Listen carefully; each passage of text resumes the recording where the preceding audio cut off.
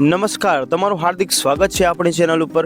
મિત્રો, આજના વિડીયોમાં આપણે આવી ચૂક્યા છીએ જામનગરમાં સ્થિત શ્રી બાલાજી હનુમાનજીના મંદિરે। મિત્રો, આ મંદિર વિશે આપણે જો વધારે વાત કરીએ તો આશરે 63 યર્સથી એટલે કે 63 વર્ષથી અહીં સતત રાત અને દિવસ રામધૂન ચાલતી આવી છે। મિત્રો, તો એવા રૂડા મંદિરના આપણે આ વિડીયોમાં દર્શન કરવાના છીએ અને સાથે સાથે આ મંદિરની સાથે જોડાયેલી જે પણ ઐતિહાસિક માહિતી છે તે આપણને આ વિડીયોમાં મળી જવાની છે। મિત્રો, તો આશા છે કે તમને આ વિડીયો પસંદ આવશે। મિત્રો, અત્યારે જ આ વિડીયોને લાઈક કરો અને આપણી ચેનલ સબસ્ક્રાઈબ કરવાનું મિત્રો ભૂલશો નહીં।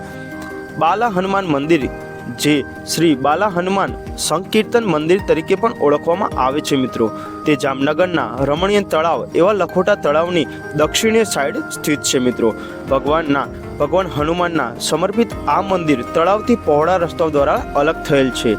આ સરળ દેખાતી રચનામાં ભગવાન રામ, ભગવાન લક્ષ્મણ, દેવી સીતા અને ભગવાન હનુમાનજીના દર્શન તમને અહીં થઈ જવાના છે। મિત્રો, આ મંદિર વિશે આપણે જો આગળ વધારે વાત કરીએ તો 1 ઓગસ્ટ 1964થી મંદિરની પરિષદમાં સતત રાત અને દિવસ શ્રી રામ જય જય રામની અહીંયા વિધિ શરૂ છે। મિત્રો, 24/7ની વિધિ આ ગિનિસ બુક ઓફ વર્લ્ડ રેકોર્ડમાં પણ દર્જ છે। મિત્રો, સ્થાનિક લોકોને એવી ઊંડી શ્રદ્ધા છે અને તેઓ માને છે કે કુદરતી આફતો અને અન્ય મુશ્કેલીઓથી તેમનું રક્ષણ મળી રહે છે। મિત્રો, આરતીની આપણે વાત કરીએ તો દિવસમાં 2 વખત આ મંદિરે આરતી થાય છે।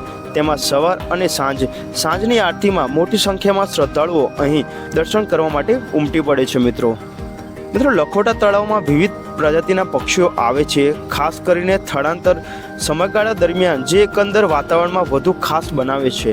લખોટા કિલ્લો અને સંગ્રહાલય તળાવની અંદર એક ટાપુ પર સ્થિત છે અને 2 રસ્તાઓ દ્વારા પહોંચી શકાય છે। મિત્રો, તો આપણે આના આગળના વિડીયોમાં તે પણ જે જામનગરમાં આવેલું લખોટા તળાવ વચ્ચે આવેલું મ્યુઝિયમ પણ આપણે જોવાના છીએ। મિત્રો, અને સાથે સાથે લખોટા તળાવ વિશે પણ આપણે માહિતી આગલા વિડીયોમાં લેવાના છીએ। મિત્રો, તો આશા છે કે મિત્રો તમને વિડીયો પસંદ આવશે। આ વિડીયોમાં મિત્રો તમે નિહાળશો શ્રી રામચંદ્ર ભગવાનનું આ જે મંદિર કહેવામાં આવે છે બાલાજી હનુમાનનું, ત્યાં તમે દર્શન કરશો અને સાથે સાથે તમે જોશો કે અહીંયા કઈ રીતે શ્રી રામચંદ્ર ભગવાનની ધૂન થાય છે। મિત્રો,